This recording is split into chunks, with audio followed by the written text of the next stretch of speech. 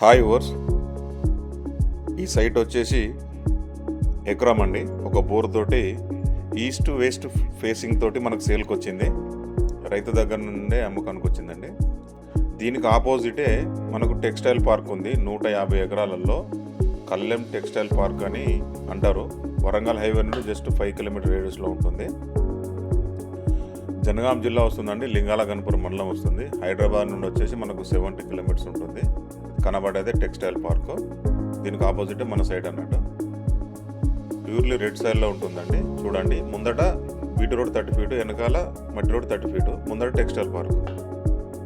ఇదే site 1 acre అండి. Site అయితే చాలా బాగుంటుంది. ఈస్ట్ వెస్ట్ ఫేసింగ్ తోటి ఉంది. ఒక 1 ఇయర్లో డబల్ అవుతుందండి రేటు. ఎందుకంటే టెక్స్టైల్ పార్క్ వర్క్ కంప్లీట్ అయ్యాక దాదాపుగా ట్రిపుల్ కూడా అయ్యే అవకాశాలు ఎక్కువ ఉంటాయి. చాలామంది ఏంటంటే డెవలప్మెంట్ ఏరియాలో కావాలని అడిగారు.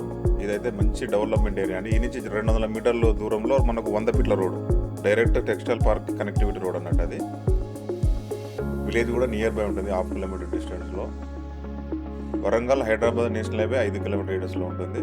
జనగామ వచ్చేసి 10 కిలోమీటర్ రేడియస్లో ఉంటుందండి.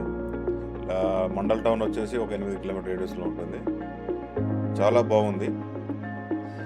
చాలా మంది అడిగారు 1 ఎకర్ బిట్ కావాలని. వాళ్ళకైతే ఇది బెటర్ సైట్ అండి. వాటర్ తోటి ఉంది.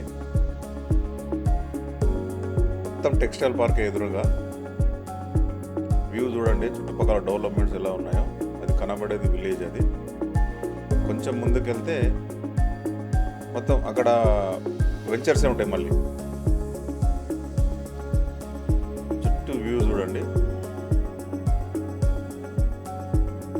ఇదంతా వాటర్ బెల్ట్ ఏరియా అండి. దీనికి ఆనుకొని మళ్ళీ బీటీ రోడ్డు ఫేసింగ్, అలాగే పక్కన మళ్ళీ కెనాల్. అంటే మనం ఈ వాటర్ కూడా వదులుతారు, అవి కూడా మనం వాడుకునే అంటే వెసులుబాటు ఉంటుంది. సైట్ అయితే చాలా బాగుందండి. ఓన్లీ 70 లక్షలు చెప్తున్నారు. కొంచెం తగ్గే అవకాశాలు ఉన్నాయండి. ఒక 1-2 ఇయర్స్లో ఇది ట్రిపుల్ అవుతుందండి రేటు. ఇదైతే పక్కా.